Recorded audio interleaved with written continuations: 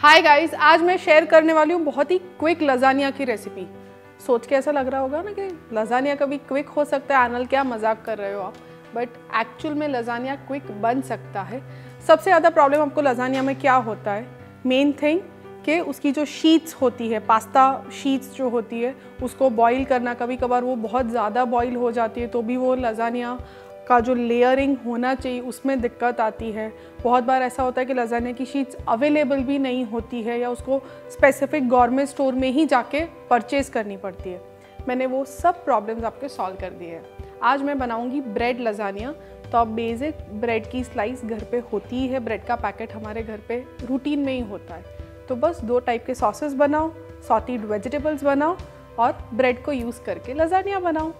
शुरू करें।